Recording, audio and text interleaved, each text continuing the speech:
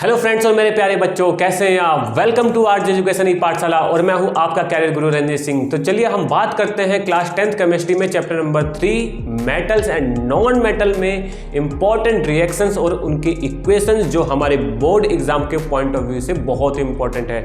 जी हाँ बच्चों, मैंने कंप्लीट प्ले लिस्ट बना दी है चैप्टर वाइज इंपॉर्टेंट रिएक्शंस और उनकी इक्वेशंस की, आप जरूर देख लीजिएगा। आज हम बात करेंगे chapter number 3 metal non metal में वो कौन सी इंपॉर्टेंट रिएक्शन है जो इस चैप्टर में बहुत ज़्यादा इंपॉर्टेंट है और आपको याद रखनी है अच्छा स्कोर करने के लिए। तो बच्चों, इससे स्टार्ट करने से पहले मैं थोड़ा बता देता हूँ मेटल्स क्या होते हैं। मेटल वो एलिमेंट्स होते हैं जो अपने इलेक्ट्रॉन्स को लूज करने की टेंडेंसी रखते हैं, है ना, तो उनको मेटल्स बोलते हैं, इसलिए इनको बोलते हैं इलेक्ट्रोपॉजिटिव नेचर। समझ लीजिए, जो एलिमेंट इलेक्ट्रोपॉजिटिव नेचर होते हैं उनको मेटल्स बोलते हैं। इसका उल्टा, इसका रिवर्स, जो एलिमेंट इलेक्ट्रॉन्स को लेते हैं अपने आप को स्टेबल करने के लिए, है ना, गेन करते हैं, ठीक है ना बच्चों, और लेते हैं तो इलेक्ट्रोनेगेटिव इन नेचर, ये कह लीजिए जो एनायन फॉर्म करते हैं, है ना, उनको हम लोग बोलते हैं नॉन मेटल्स। ठीक है बच्चों, तो मेटल और नॉन मेटल की प्रॉपर्टी आपको पता है, ये सब जानते हैं। तो चलिए बात करते हैं पहली इंपॉर्टेंट रिएक्शन की। जी हाँ बच्चों, हम बात करेंगे reaction of metal with oxygen. देखिए बच्चों, सिंपल सी रिएक्शन है। अगर हमारी मेटल अगर ऑक्सीजन के साथ रिएक्ट कर जाए, मेटल ऑक्सीजन, तो क्या बनेगा? आपको पहले से ही पता होता है, मेटल ऑक्साइड बनेगा सर। और क्या बनेगा? जी हाँ बच्चों, मेटल ऑक्साइड बनेगा। ये सबको पता होता है, ये बहुत इंपॉर्टेंट रिएक्शन होती है। एग्जाम्पल अगर हम बात करें सर सोडियम की ऑक्सीजन के साथ, जी हाँ बच्चों, सोडियम ऑक्साइड, ठीक है, बैलेंस कर लीजिएगा। ठीक है, सोडियम ऑक्साइड यहाँ बन रहा है, ठीक है, देखिए, ठीक है, जब मेटल हमारा करेगा, ठीक है। और दूसरे एग्जांपल यहाँ देखते हैं, मैग्नीशियम ऑक्सीजन के साथ रिएक्ट करेगा तो सर क्या बनेगा? जी हाँ बच्चों, मैग्नीशियम ऑक्साइड, बैलेंस कर लीजिएगा। ये रिएक्शन तो आपको बहुत अच्छे से याद होगी। हाँ बच्चों, मैग्नीशियम रिबन वाली, इसलिए मैग्नीशियम रिबन को जब हम बर्न करते हैं सैंड पेपर से रब करते हैं, बिकॉज उसके ऊपर एक मैग्नीशियम ऑक्साइड की बेसिक लेयर। क्यों? क्योंकि जो मेटल ऑक्साइड बनता है, मेटल प्लस ऑक्सीजन के रिएक्ट करने पर जो मेटल ऑक्साइड बनता है वो नेचर में होता है बेसिक नेचर, एक्सेप्ट दो मेटल ऑक्साइड। जी हाँ, नोट कर लीजिएगा, एल्युमिनियम ऑक्साइड याद कर लीजिए और दूसरा जिंक ऑक्साइड, ये दो मेटल ऑक्साइड हैं, नेचर में बेसिक होती हैं, बट साथ साथ में अपने एसिडिक नेचर को भी शो करते हैं, इसलिए इनको एम्फोटेरिक ऑक्साइड बोलते हैं। तो आपको पता चल गया, मेटल ऑक्सीजन के साथ रिएक्ट करके मेटल ऑक्साइड देता है जो नेचर में बेसिक होता है। ये दो एग्जाम्पल हमने देखे और तीसरा भी एग्जाम्पल मोस्ट इंपॉर्टेंट है। जी हाँ, कॉपर जो रेडिश ब्राउन कलर का होता है, कॉपर अगर वो ऑक्सीजन के साथ रिएक्ट करेगा तो क्या बनेगा? जी हाँ बच्चों, कॉपर ऑक्साइड या कॉपर 2 ऑक्साइड। ये ब्लैक कोटिंग जो होती है यहाँ पे, ये ब्लैक कलर की होती है। तो कॉपर यहाँ पे क्या होता है? रेडिश ब्राउन कलर का होता है बच्चों, reddish brown. But due to copper oxide, हम बैलेंस पहले कर लेते हैं इसको, ये देखिए, ठीक है, तो यहाँ ब्लैक कोटिंग होती है कॉपर ऑक्साइड। ये बहुत इंपॉर्टेंट रिएक्शन है, मैंने पहले भी चैप्टर में इसको डिस्कस किया है। कॉपर ऑक्साइड ब्लैक कलर के ऊपर जो लेयर बनती है, तो ये मेटल ऑक्साइड, ये भी नेचर में बेसिक होती है बच्चों। तो देखा, ये पहले ही इंपॉर्टेंट, जब हमारा मेटल किसी ऑक्सीजन के, मेटल हमारे ऑक्सीजन के साथ रिएक्ट करेगा, एयर में से उसको ऑक्सीजन मिलेगी तो मेटल ऑक्साइड बनाएगा। मेटल ऑक्साइड का नेचर बेसिक होता है, दो ऑक्साइड को छोड़कर। एल्युमिनियम ऑक्साइड और जिंक ऑक्साइड जो मेटल ऑक्साइड होते हैं बट बेसिक के साथ एसिडिक भी होते हैं, इनको एम्फोटेरिक ऑक्साइड बोलते हैं। चलिए हम बात करते हैं अपने रिएक्शन नंबर 2। जी हाँ बच्चों, रिएक्शन ऑफ मेटल किसके साथ? वाटर के साथ। तो मैं आपको बता दूं, अगर हमारा ये देख लीजिए, अगर हमारी मेटल है, हमने इसको वाटर में रिएक्ट कराया वाटर के साथ, तो जी हाँ सबको पता है मेटल हाइड्रोक्साइड फॉर्म होगा। और कौन सी गैस? जी हाँ आप समझ गए, हाइड्रोजन गैस निकलेगी। बहुत बहुत इंपॉर्टेंट है। बट सारे मेटल नॉर्मल वाटर के साथ, ठंडे पानी के साथ रिएक्ट नहीं करते हैं। मैं अभी एग्जांपल दूंगा, बट पहले कुछ एग्जांपल देख लीजिए। अगर हमने मेटल लिया, सोडियम और वाटर लिया, तो सिंपल यहाँ पे बनेगा आपका strong base sodium hydroxide, metal hydroxide, sodium hydroxide. और कौन सी गैस निकलेगी? हाइड्रोजन गैस निकलेगी। जी हाँ बच्चों, इस रिएक्शन बहुत इंपॉर्टेंट है, यहाँ आपको बैलेंस कर लीजिएगा। यहाँ पे एक ऑक्सीजन है, यहाँ पे एक ऑक्सीजन, दो हाइड्रोजन, दो हाइड्रोजन, यहाँ पे है 2 का मल्टीप्लाई करना पड़ेगा, ठीक है, यहाँ भी 2 का मल्टीप्लाई करना पड़ेगा, यहाँ भी 2 का मल्टीप्लाई, ठीक है, ये बहुत इंपॉर्टेंट है। मगर हम इसमें कुछ इंपॉर्टेंट चीज़ ध्यान रखनी है। जैसे ही हम देखिए मैग्नीशियम के पास जाते हैं तो मैग्नीशियम दोनों के साथ रिएक्ट करता है, बट मैग्नीशियम नीचे वाले जो है जैसे एल्युमिनियम वगैरह है वो स्टीम के साथ रिएक्ट करते हैं, कोल्ड वाटर के साथ उनकी रिएक्शन बहुत ही स्लो प्रोसेस हो जाता है। लिथियम सोडियम पोटेशियम तो अच्छा है, बट मैग्नीशियम भी चलो ठीक है, बट मैग्नीशियम स्टीम के साथ भी करता है और ठंडे पानी के साथ भी, नॉर्मल वाटर के साथ, बट मैग्नीशियम से नीचे वाले स्टीम के साथ। जी हाँ बच्चों, मैं बात करूँगा, अगर एग्जांपल की बात करें मैग्नीशियम अगर हाँ स्टीम हो, ठीक है, अगर इसी में मेटल हॉट वाटर, ठीक है, यहाँ हॉट वाटर ले लेते हैं या हॉट वाटर के साथ हम ले लेते हैं स्टीम, क्या ले लेते हैं स्टीम बच्चों। अगर तो क्या बनेगा, मेटल हाइड्रोक्साइड नहीं होगा इस केस में, मेटल ऑक्साइड फॉर्म हो जाएगी, ठीक है, मेटल ऑक्साइड फॉर्म हो जाएगी। जी हाँ बच्चों, ये नोट कर लीजिए, बहुत ज़्यादा इंपॉर्टेंट है, और हाइड्रोजन गैस भी निकलेगी। मेटल हमने मैग्नीशियम लिया और हम स्टीम ले लेते हैं, H2O की स्टीम ले लेते हैं, हॉट वाटर है, ठीक है, तो बनेगा यहाँ पे मैग्नीशियम ऑक्साइड और यहाँ निकलेगी कौन सी गैस, हाइड्रोजन गैस, ठीक है बच्चों, ये बहुत बहुत ज़्यादा इम्पॉर्टेंट है, ठीक है। उसके बाद अगर हम एल्युमिनियम ले लेते हैं, वाटर ले लेते हैं स्टीम, ठीक है, वाटर की स्टीम ले लेते हैं, तो यहाँ से भी बनेगा एल्युमिनियम ऑक्साइड, ठीक है बच्चों, और कौन सी गैस निकलेगी, हाइड्रोजन गैस। ये बहुत ही इंपॉर्टेंट है, बैलेंस आप कर लीजिएगा, 3 ऑक्सीजन है, 3, ठीक है, 3 और 2 एल्युमिनियम, ये बहुत इंपॉर्टेंट है, ठीक है। और इससे जो नीचे वाले होते हैं ना, आपको पता है कौन कौन से जो नोबल मेटल्स होते हैं, silver, gold, platinum, copper type, वो स्टीम के साथ भी रिएक्ट नहीं करते इतनी लेस रिएक्टिविटी की वजह से, तो ये नोट याद कर लीजिएगा यहाँ पे, ठीक है। तो ये था हमारा रिएक्शन नंबर 2। चलिए हम बात करते हैं रिएक्शन नंबर 3 की, reaction of metal with dilute acid. सबको पता है, हमने पहले भी बात की थी, मेटल प्लस एसिड फेमस होता है तो बनता है रिस्पेक्टिव सॉल्ट, और कौन सी गैस निकलती है, हाइड्रोजन गैस, ठीक है। एग्जांपल मेटल में हमने Na लिया, एसिड में हमने H2SO4 ले लिया, तो बनेगा सोडियम सल्फेट, और कौन सी गैस निकलेगी, हाइड्रोजन गैस। ये याद रखिएगा, मेटल एसिड के साथ सॉल्ट और हाइड्रोजन गैस। हाइड्रोजन गैस कैसे, पॉपअप साउंड के साथ बर्न होती है, जलती हुई कैंडल ले जाइए, मोमबत्ती ले जाइए, माचिस की तीली ले जाइए, तो पॉपअप साउंड के साथ बर्न होती है, आप ध्यान से सुनिएगा। चलिए ठीक है, और भी एग्जाम्पल है हमारे इसके, मगर इसमें एक एसिड होती है। जी हाँ बच्चों, अगर हम बात करें HNO3 की, तो क्या नाइट्रिक एसिड भी नहीं, नाइट्रिक एसिड हाइड्रोजन गैस नहीं निकालती है, आपको पहले पता है, because nitric acid strong oxidizing agent है, तो सॉल्ट तो बनेगा सोडियम नाइट्रेट, बट यहाँ पे रिलीज होता है वाटर, क्योंकि जो नाइट्रिक एसिड है ऑक्सीडाइजिंग एजेंट होने की वजह से वो निकलने वाले हाइड्रोजन गैस को ऑक्सीडाइज करती है, और वो किसके फॉर्म में निकलता है, वो वाटर के फॉर्म में निकलता है, ये याद रख लीजिएगा। बट ये नाइट्रिक एसिड 2 मेटल के साथ, मैग्नीशियम और मैग्नीज के साथ हाइड्रोजन गैस ही निकालता है, वाटर नहीं निकालता, क्योंकि मैग्नीशियम और मैग्नीज नाइट्रिक एसिड की इस प्रॉपर्टी को नहीं मानते कि जाओ तुम ऑक्सीडाइजिंग एजेंट नहीं हो, बाकी तुम मेटल के साथ हो, हमारे साथ नहीं हो, हम तो हाइड्रोजन गैस निकालेंगे। तो नाइट्रिक एसिड मैग्नीशियम और मैग्नीज को छोड़कर बाकी सब के साथ वाटर बनाती है, ना कि हाइड्रोजन। ये बहुत इंपॉर्टेंट है, याद रख लीजिएगा। तो मेटल और acid salt plus hydrogen except nitric acid, उसमें भी मैग्नीशियम और मैग्नीज, ये पॉइंट बहुत इंपॉर्टेंट है, मैंने चैप्टर नंबर 2 में भी डिस्कस किया था।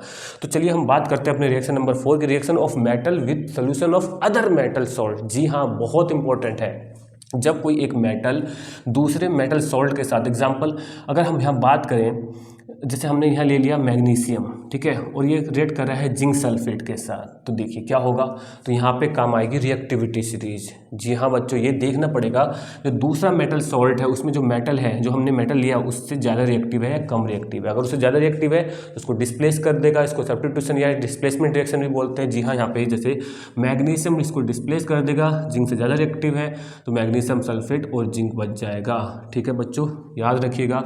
दूसरा एग्जाम्पल भी अगर हम यहाँ ले लें, सोडियम ले लें, ठीक है, सोडियम ले लें, ठीक है, और हमारे यहाँ पे कॉपर सल्फेट है, तो ये पॉसिबल है, हाँ, रिएक्शन हो जाएगी सोडियम सल्फेट, और रीजन भी आपको लिखना है, और कॉपर अलग बच जाएगा, ठीक है, ठीक है, बैलेंस कर लीजिएगा, ठीक है।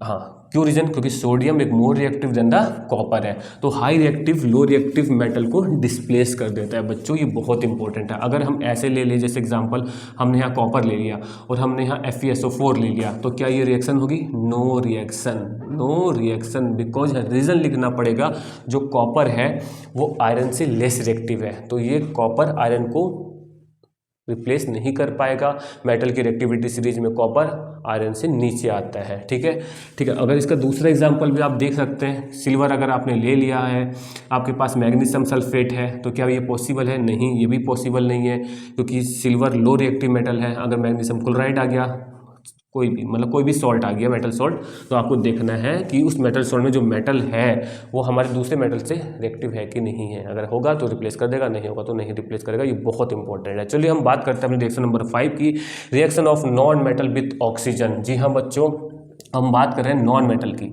तो अगर नॉन मेटल को सर ऑक्सीजन के साथ रिएक्ट कराया जाए तो क्या बनेगा सर? बताओ, बताना क्या है? नॉन मेटल ऑक्साइड बनेगा, है ना, नॉन मेटल ऑक्साइड। जैसे मेटल करता था तो मेटल ऑक्साइड, तो यहाँ पे नॉन मेटल ऑक्साइड बनेगा।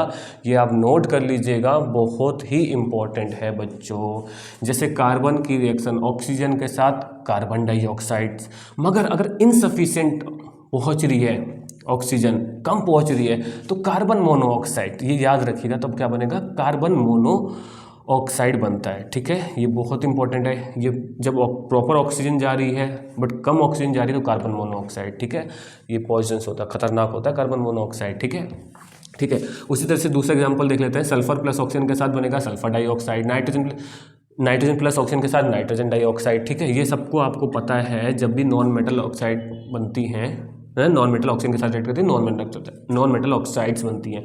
और नॉन मेटल ऑक्साइड नेचर में होती है एसिडिक। जी हाँ बच्चों, एसिडिक, याद रख लीजिएगा, ये एसिडिक होती हैं। ठीक है बच्चों, इसका मतलब ये ब्लू लिटमस को रेड कर देती है। बट इसका नॉन मेटल ऑक्साइड है ना, याद रखिए, एसिडिक। बट इसमें से मैं एक आपको रहस्य बताता हूँ।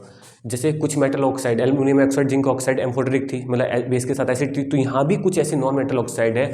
मैं बात कर रहा हूँ nitrous oxide Na2O, nitric oxide NO और कार्बन मोनोऑक्साइड, ये है non metal oxide but acidic नहीं, न्यूट्रल। ये न्यूट्रल ऑक्साइड है, आता है, पूछा जाता है, न्यूट्रल ऑक्साइड का एग्जांपल दीजिए, नोट कर लीजिए। और नाइट्रस ऑक्साइड तो लॉफिंग गैस भी है, ये हंसने वाली, हंसते रहोगे। नाइट्रस ऑक्साइड होती है न्यूट्रल ऑक्साइड, नाइट्रिक ऑक्साइड भी न्यूट्रल, कार्बन मोनोऑक्साइड भी न्यूट्रल बच्चों, ये बहुत इंपॉर्टेंट था। चलिए हम बात करते हैं अपनी रिएक्शन ऑफ नॉन मेटल और मेटल के साथ।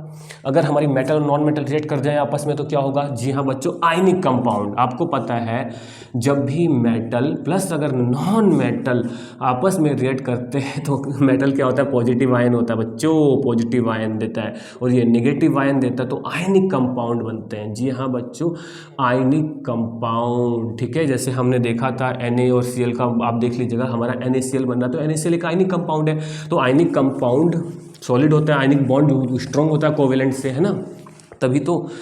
अगर ड्राई फॉर्म में तो इलेक्ट्रिसिटी गुड कंडक्टर नहीं, क्योंकि आयन नहीं होते इनके पास, इलेक्ट्रॉन नहीं होते इनके पास। जैसे इनको एक्वा से मोल्टन स्टेट में लाएंगे तो are good conductor of electricity. ठीक है, इनका फॉर्मेशन आप देख लीजिएगा, मगर मैं यहाँ बात कर रहा हूँ रिएक्शन और एक ही इक्वेशन की। चलिए हम नेक्स्ट बात करते हैं रोस्टिंग प्रोसेस। जी हाँ बच्चों, दो प्रोसेस होता है रोस्टिंग।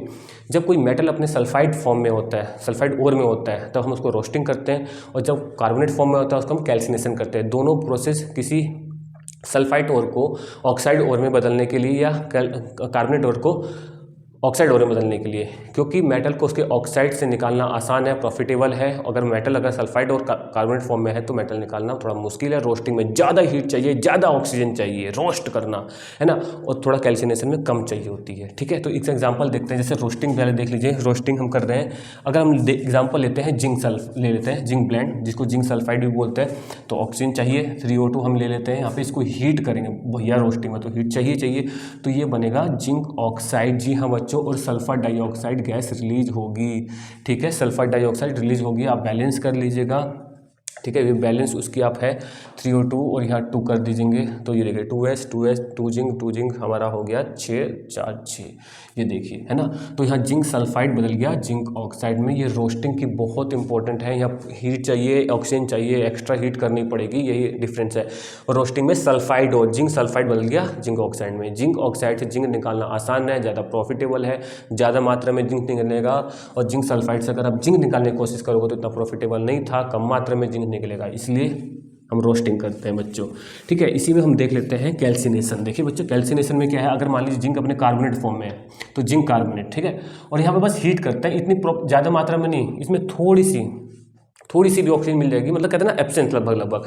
तो क्या होगा, तो जिंक कार्बोनेट ऑब्वियसली बात है जिंक ऑक्साइड में बदलेगा कार्बन डाइऑक्साइड, जो डिकम्पोजिशन आपने पहले ही पढ़ा था, जिंक ऑक्साइड कार्बन डाइऑक्साइड। ठीक है बच्चे, बहुत इंपॉर्टेंट है। तो देखिए जिंक कार्बोनेट बदल गया अपने जिंक ऑक्साइड में, तो इस प्रोसेस को हम लोग क्या बोलेंगे, इस प्रोसेस को कैल्सिनेशन बोलेंगे। जब कोई मेटल कार्बोनेट को हीट करके थोड़ी बहुत ऑक्सीजन के साथ, है ना, इतना भी नहीं कि हम एकदम ना ले, रोस्टिंग में ज़्यादा होती है बट इसमें थोड़ी कम होती है, तो जिंक कार्बोनेट को हम जिंक ऑक्साइड बदल के मेटल कार्बोनेट जब मेटल ऑक्साइड में बदल जाता है तो इसको कैल्सिनेशन बोलते हैं। क्यों करते हैं आपको पता, अगेन कार्बोनेट और से थोड़ा मेटल निकालना डिफिकल्ट है, प्रॉफिटेबल नहीं है, बट ऑक्साइड से निकालना बहुत आसान है। फिर ऑक्साइड को हम रिडक्शन करते हैं तो मेटल निकल जाता है, फिर रिफाइनिंग कर देते हैं। ठीक है बच्चों, ये बहुत इंपॉर्टेंट है।